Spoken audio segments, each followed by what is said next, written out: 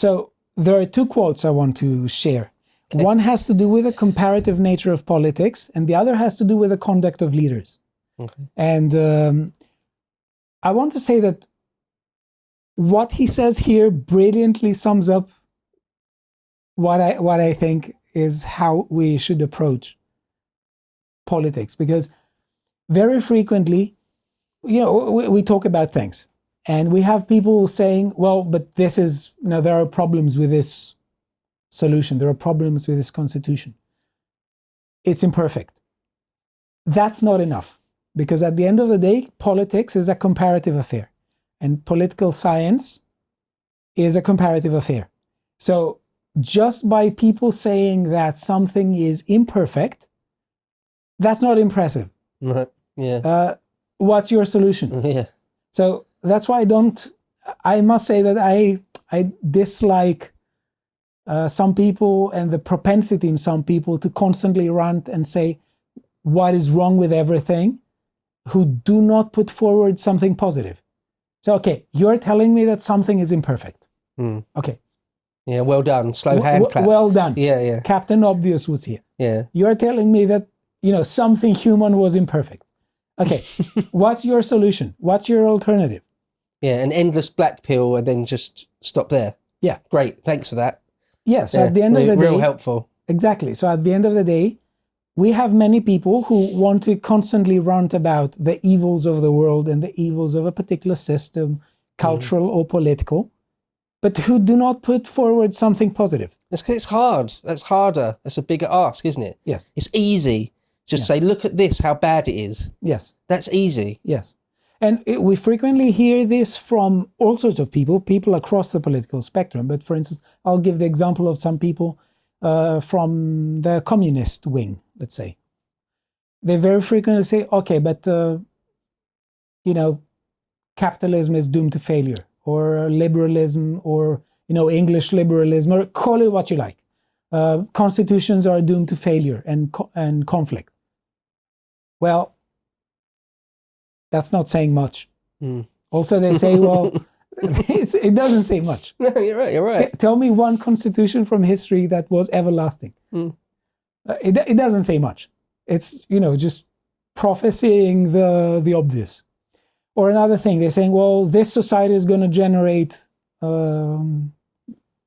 conflict and therefore is going to have the seeds of its own destruction. Again, it's not saying much. Or this society is generating bad results. Okay, what is your alternative? That's the question that they hate. Mm-hmm. And I think that people across the spectrum do this. And especially now on Twitter, we do so many people who are just hell-bent on saying what's wrong with stuff. And they don't put up something positive. Because they know that by putting something positive, they will have to do something difficult. What Cicero did. Think. And defend it. And be imaginative. Yeah. And I mean, even like our podcast. A lot of the time it's just look at this bad thing. Look at this horrible thing. Look at this stupid person. I think there is room for also saying some good stuff and also proposing some alternatives. Because if we just say how bad things are, well, okay, what's the solution? What's the purpose? So let me just say this quote. It's Marcus to Quintus. You discern the faults of the tribunate very quickly, Quintus. But in criticizing any institution, it is unfair to neglect its good points while picking on and listing its bad points and defects. On that principle, even the consulship is open to attack. If you collect the misdemeanors of certain consuls, whom I forbear to name, I admit that there is an element of evil inherent in the office of tribune. But without that evil, we would not have the good which was the whole purpose of setting it up. And after a while, he says, think of the good sense which our forefathers showed in this matter. After the Senate had conceded that power to the plebs, the weapons fell from their hands, the rebellion was extinguished, and a compromise was found, which enabled lesser folk to imagine that they were equal to the leading men. That alone was what saved the country. And I want to make a sort of analogy to more modern times. about the Reformation. Okay. It seems to me that the separation of church and state is important. And when, particularly during the years of the Reformation, there was religious there were religious wars, and there was bloodshed across Europe due to religious wars. So it's the 30 Years' War. Yeah. Yeah, the wars of religion, yeah, right. Yes. So I think that it is important to understand that, for instance, when we have people who have radically different views of the good life and they cannot coexist, I think that it is important to try to find a way that they can coexist. And this creates a problem. And this creates also, you could say, a Ciceronian predicament. Because when you want to defend something like that, it's difficult. It's not easy. It's always easy for someone to say, well, I think that my view of the good life involves this, whatever that may involve, chopping heads or, burning, people I pronounce degenerates alive, whatever. And, who is to stop me? It's only a degenerate system that would stop me. It's easy to say that. But I think that Cicero is right. And we should always remember this, that, sometimes good institutions are hard to defend. They have been formed by centuries of, let's say, cultural flux, which isn't immediately obvious to people who are ignorant of history. Right. I think that this is a quote that illustrates this brilliantly. Yeah. No, what do you think of this? Yeah, no, absolutely. There are lots of institutions and norms which, on the face of it, the idea that, for example, we don't execute people. Yeah. In Britain anyway. You think, well, sure, how can you justify not executing a convicted paedophile or something, or a mass murderer? Just on the surface of it, it seems like that's the correct thing to do. They've forfeited their life. But there might be all sorts of arguments where, well, you don't want, it might be not your place to take a life, any life, or you don't want to accidentally execute innocent people, etc., etc. Anyway, that's actually not a great example, because I do believe the death penalty should be brought back for certain crimes if you're 100% sure that they did it. But we can be pretty much sure in the days of DNA. What about in previous times? Yeah. So let's say in the 18th century, when you might be uncertain of a conviction. In other words, what I'm trying to say is people in the past, innocent people, certainly have been wrongfully convicted and then executed for things. Yeah. So is it better that a guilty man should spend his life in prison rather than being executed, or that we sometimes execute innocent people? Yeah.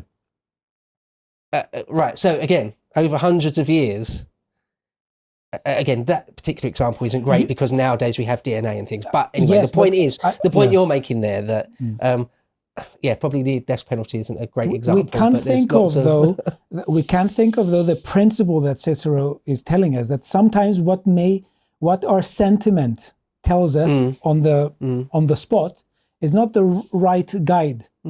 Because, for instance, as you say, there have been cases where a whole bunch of people were calling for the execution of someone because they thought that person was guilty. And because they were so convinced that person was guilty, they didn't even hear any kind of suggestion as to that person not being. Like witch burning. Yes. There's a cantankerous old lady in the village that nobody likes. With a weird nose. Yeah. Yeah. And just by pure chance, she cursed, she was abusive to somebody and they had an epileptic fit. And everyone is absolutely convinced she's a witch. Yeah. And so they burn her alive. Yeah. She herself is convinced she must be a witch. Yeah. And it was just incorrect. Yeah. It was the incorrect thing to do. I think that this flows really well with his fallibilism. That, listen, we're not perfect. We can make mistakes. Just bear that in mind. Sentiment may tell us otherwise, but it's good to bear that in mind. And I think that at the end of the day, we don't have to focus on specific examples, because the point is that when you are criticizing something, what is your purpose? Is your purpose to show that something is imperfect? Fine. Okay, you showed this. This could be a sort of intellectual pursuit you have, and that you succeed in showing that something is imperfect.